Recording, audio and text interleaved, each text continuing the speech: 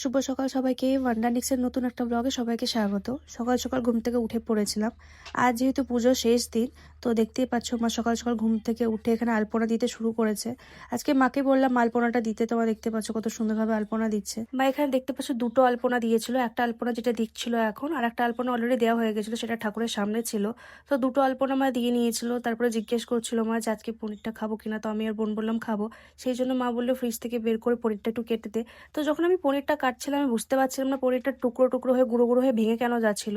কিন্তু যখন কিনেছিলাম তখন সেরকম তো কিছু ছিল না, কিন্তু আজ মা রান্না করবে তাই জন্য বের করে যখন কাটতে বললো, কাটছিলাম তো গুঁড়ো গুঁড়ো হয়ে ভেঙে যাচ্ছিল, জানি না কেন।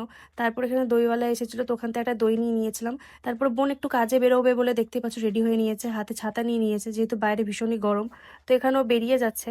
তো মা যেহেতু বলেছিল যে পনির করবে, তো মা এখানে ভাবলো একটু পোলাও করে নেবে। তো পোলাও আর পনির দুটো করার জন্য যা যা লাগবে সেগুলো মা এখানে দেখতে পাচ্ছ কেটে নিচ্ছিল, আর পরিষ্কার করে রেখে দিয়েছিল চালটা ওইদিকে। আর ঠাকুর মশাই যেহেতু চলে এসেছিল ওই জন্য মা ফুলের মালা গাঁথতে বসে গেছিল, যেহেতু মনসা পুজো ওই জন্য জবা ফুলের মালা দেওয়া হয়। তো মা এখানে দেখতে পাচ্ছ নিজের হাতে জবা ফুলের মালা গেঁথে নিচ্ছিল। তোমাদেরকে আমি আগের ভিডিওতেও বলেছিলাম আজ যেহেতু তৃতীয় দিন ছিল পুজোর, তো সকালবেলাতে পুজো করে ঠাকুর মশাই ঘর নাড়িয়ে দিয়েছিল। আর আজকে বিসর্জন, যেহেতু মোটামুটি 1টা 1টা বাজছিল, সেই সময়তে বিসর্জনটা হবে। আর পুজো শেষ হয়ে গেছিলো তোমার অনেকক্ষণ আগে। তো দেখতেই পাচ্ছ রাস্তাতে মা আলপন দিয়ে নিয়েছিল, যেহেতু ঠাকুরকে নামানো হবে। তো ঠাকুরকে এখানে নামিয়ে নিয়েছে, আর ওখানে ভ্যানটাও আনা হয়ে গেছে, তো ভ্যানে করে নিয়ে যাবে বিসর্জন করতে। তারপরে মা ঠাকুরটা বরণ করে নিয়েছিল, আর দেখতেই পাচ্ছ ঢোকার সময় ভ্যান নিয়ে এখন ঠাকুর বিসর্জন করতে মা বোন ঠাকুমা সবাই যাচ্ছে। আমি যাইনি, ভীষণ রোদ লাগছিল, ওই জন্য বাড়িতে বসেছিলাম। আর বাড়িতে একটু একটু কাজ ছিল, সেই কাজগুলো করে রাখছিলাম। বিসর্জন করে মা আর বোন চলে এসেছিল, তো এইদিকে বোন পনিরটা করছিল আর মা পোলাওটাও করে নিচ্ছিল। তো বোন যখন পনিরটা রান্না করছিল, পনিরটা দেওয়ার সঙ্গে সঙ্গে আরও টুকরো টুকরো হয়ে ভেঙে যাচ্ছিল, জানি না কেন।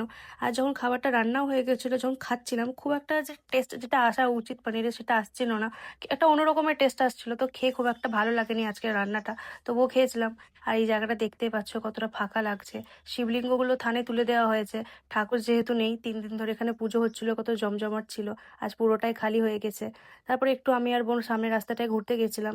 তো ঘুরতে ঘুরতে একটু নিম পাতাগুলো গাছে হয়েছে সেটাই পেরে নিয়ে এসেছিলাম। আর বোন আসার পথে দোকান থেকে একটা আইসক্রিম এনেছিল, ফ্রিজে রেখেছিল, তো সেটাই খেয়ে নিয়েছিলাম। আমাদের বাড়ির সামনে দিয়ে একটা ফুচকা কাকু রোজ যায় বিকেলবেলা, তো মা বললো আজ ফুচকা খাবি, তো আমি বললাম খাবো, ওই জন্য মা কিছুটা ফুচকাও এনে রেখেছে। তো সেটা আমি আর বোন খেয়ে নিচ্ছিলাম, এখানে দেখতেই পাচ্ছ। আজকে সকালবেলায় টিউশন পড়াতে যাইনি, আজকে যেহেতু বিসর্জন ছিল, দুপুরের দিকে বিসর্জন হয়েছে। তো এখন আমি টিউশন পড়াতে যাচ্ছি। তো মোটামুটি 5:30টার দিকে টিউশন পড়াতে যাচ্ছি। টিউশন পরে আমি বাড়ি চলে এসেছিলাম, আর ভিডিওটা আমি এখানেই এন্ড করছি। আশা করছি ভিডিওটা তোমাদের ভালো লাগবে। ভালো লেগে থাকলে লাইক শেয়ার সাবস্ক্রাইব করে দিও ওয়ান্ডারনিক্সকে। আর যারা যারা আমাকে এখন অব্দি ফলো করোনি তাড়াতাড়ি আমাকে ফলো করে নিও নতুন নতুন ব্লগ দেখার জন্য। দেখা হচ্ছে নতুন একটা ভিডিওতে। Till then, bye by.